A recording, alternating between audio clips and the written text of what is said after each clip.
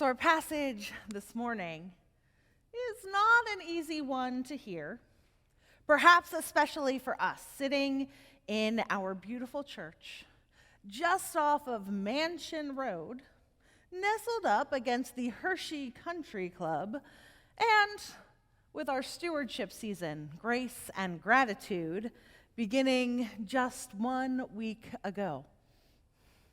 It's pretty clear from the parable that Jesus tells that Luke's perspective is that riches are not a great thing.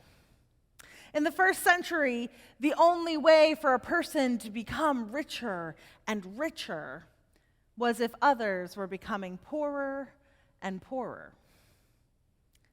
The only way rich people became rich was by exploiting the poor. Yes, I think it's safe to say, though, that this passage is not necessarily anti-rich, but rather anti-selfishness. To put it simply, the core of this story is about that most important of preschool lessons, sharing. The parable that Jesus tells is an undeniable picture of the dangers of wealth for wealth's sake. But in both the original Greek and in English translations, first-person language dominates the scripture. We heard Pastor Stephen read it, but let's listen to verses 17 and 18 one more time. And he thought to himself, "What should I do? For I have no place to store my crops." Then he said, "I will pull down my barns and build larger ones, and there I will store all my grain and my goods." In just 2 verses, that's 2 sentences, we hear the words "I" and "my" used 8 times. It's phrases like "my crops" and "my goods" that are most worrisome, because everything that we have is a gift from God. It is not truly ours. Even in Jesus' time, the prevailing theology was that a bumper crop, such as the one that the man in the parable experienced, was a rare occurrence and a gift from God. And yet, the man views his excess as a problem rather than as a blessing. And his concern over storage space indicates that he has no plans to share. In his greed, he is focused inwards, which stands in direct contrast to God's care and command for us to care for all people, rich and poor alike. Now, I can see the wheels turning in some of your heads and hear the questions that are starting to form.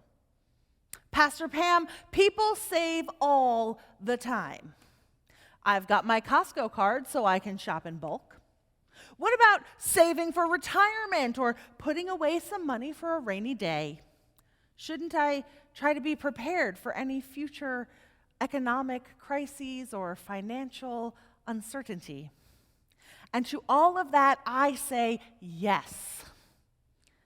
Saving for future need is good stewardship of God's grace, but it is only one part of it.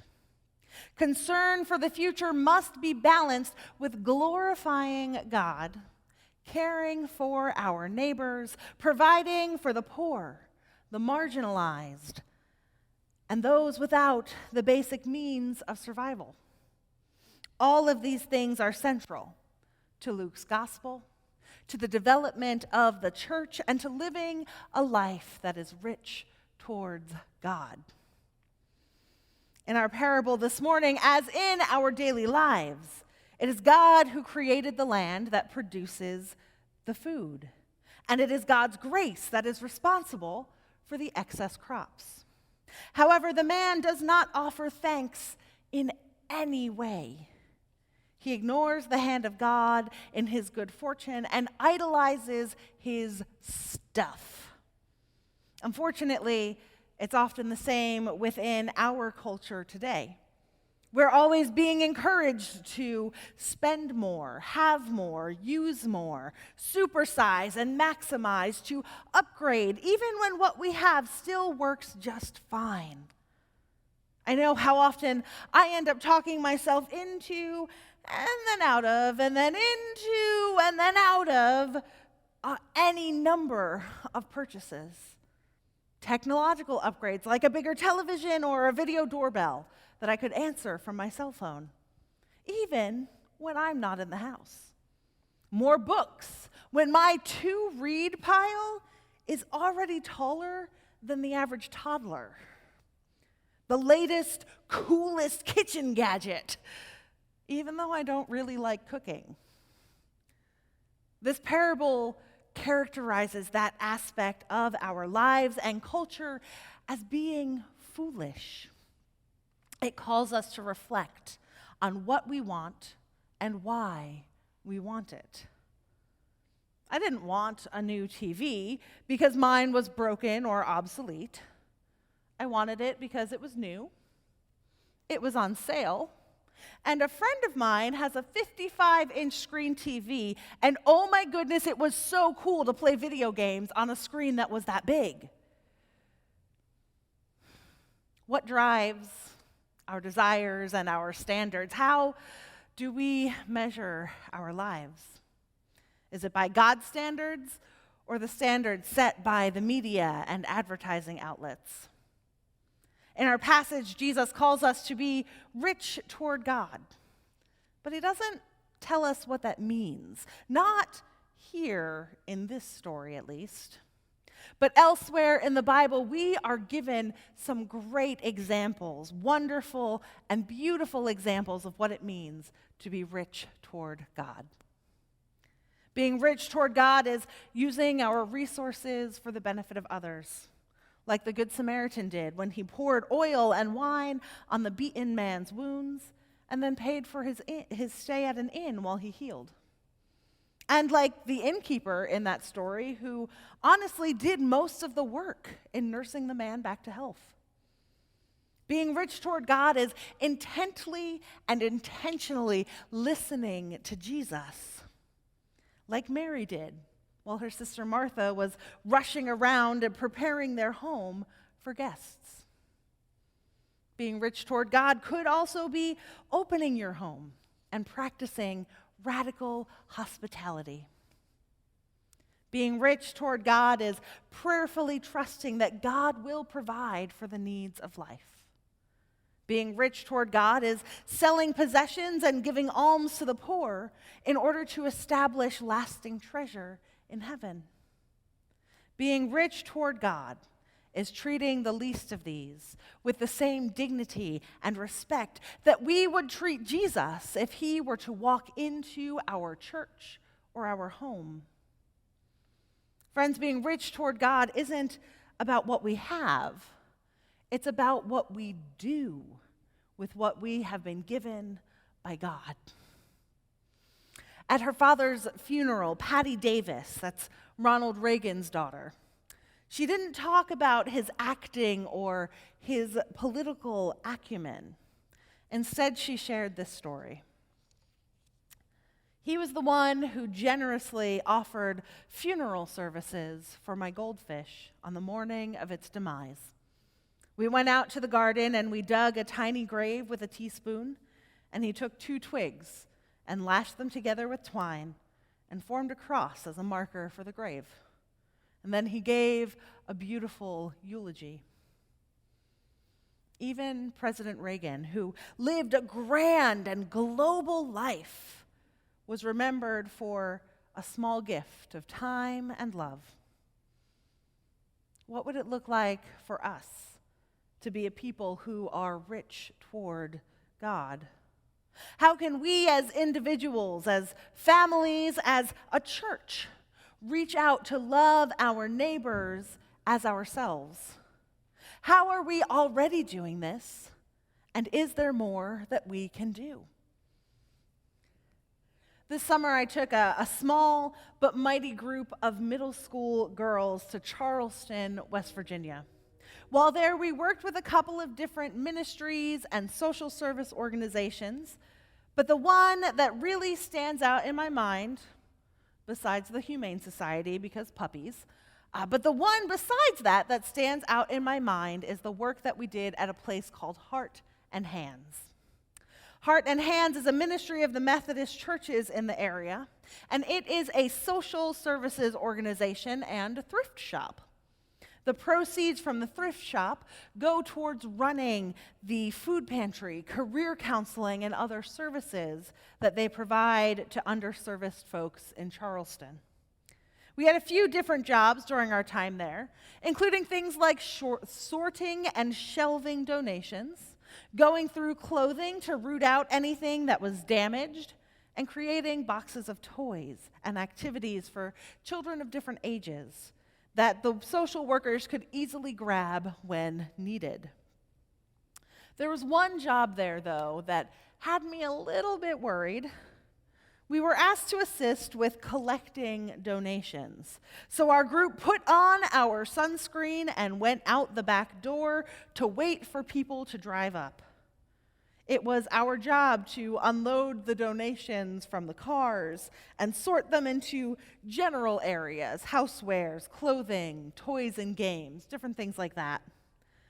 And the reason it had me worried is that it felt like it could be a lot of standing around. There was an excitement in these girls to go out and serve. Every morning I was asked if I knew what we were doing or where we're going and serving.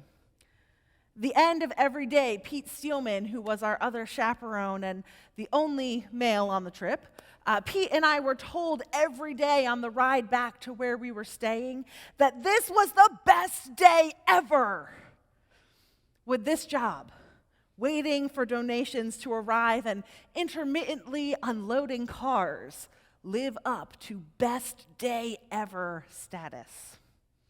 Of course, there was no need to worry about the amount of work.